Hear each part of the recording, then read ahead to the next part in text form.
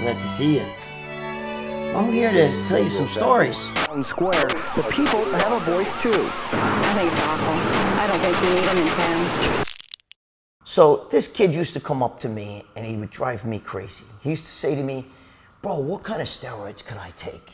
And he was young. So when I sold steroids, I used to sell them to other dealers. I didn't really sell to little guys, like here's a bottle, you know what I mean?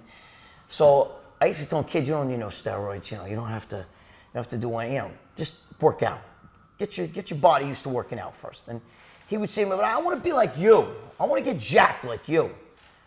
And I told him, look, just, I'd give him a workout. So he would start working out, like my workout. But it wasn't enough. He drove me fucking crazy, all right?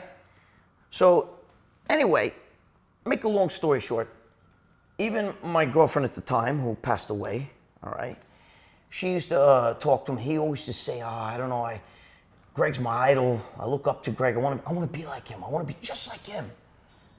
And she used to even say, well, I don't know if you want to really be like him, because, I was drug dealing. I wasn't good, you know what I mean? And bodybuilding is a great sport, but come on, guys, you know what I mean?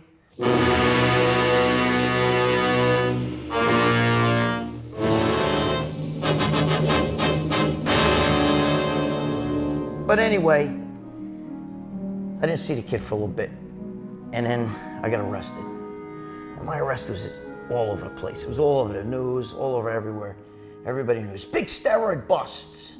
This big freak. They brought me before the judge. And I remember the judge saying to me, reading off the charges. And then he says, $250,000 bail. And I'm like, for fucking steroids? $250,000. The judge says, if I were you, I wouldn't say one more word. I didn't know what to do. My head is spinning. I'm thinking, everybody else I knew, I guess because they ratted, everybody else I knew, they get locked up, they spend half a day in a holding pen and then they're back home. This is back then, So I'm like, holy fuck, $250,000. What a fucking loser, Any of you guys ever get in trouble? Don't fucking talk on a phone, especially at jail. They listen to everything, they record everything. Everything you say, you're fucked. So don't talk on the phone. And I'm not feeling too good about myself. I'm feeling like quite the loser. And there's a guy, one of the fucking cops, one of the correction officers was a real asshole. You know what I mean? Fucking look at you fucking body, you fucking juice head, I wanted to crack him in the fucking head, I swear to God, but you can't do that shit. You get yourself really fucked. Believe me, you don't get no respect. They don't give a shit if you're jacked or not in jail. Nobody gives a shit, My girlfriend, who passed away, was arrested, she was in jail for a lot of things, but for 9 times, because she was a heroin addict and stuff. And she used to tell me, bro, you don't ever want to go to jail, it's bad. There's no God in jail. There's all losers and just people who are down on their luck in jail.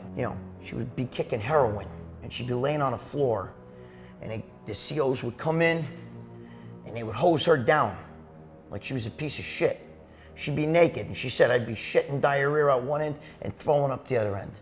And so for 3 days, throwing up, shitting.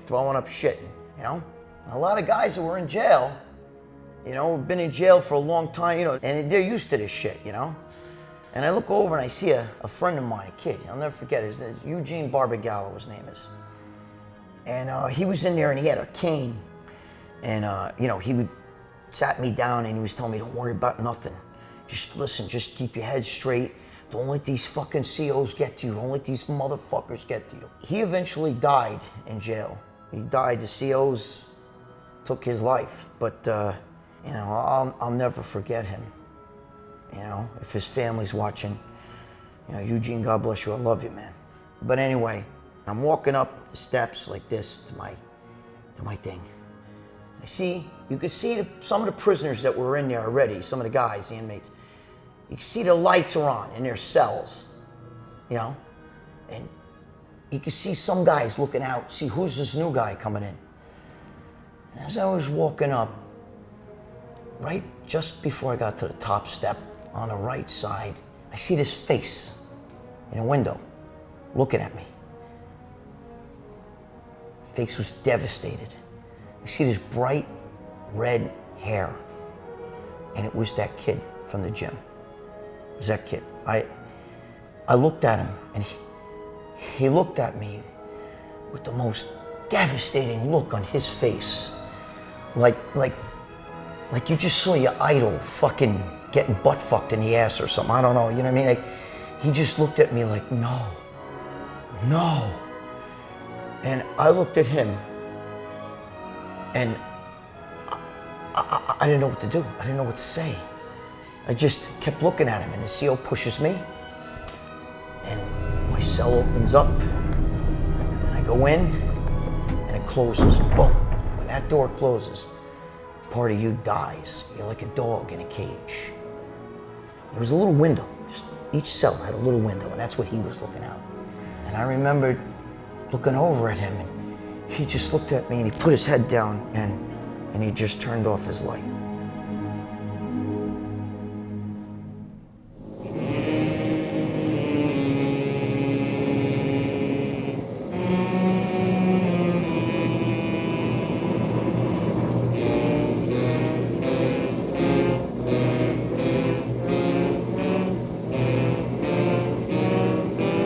Can you say your name without laughing? Yeah. All right. Let me know when.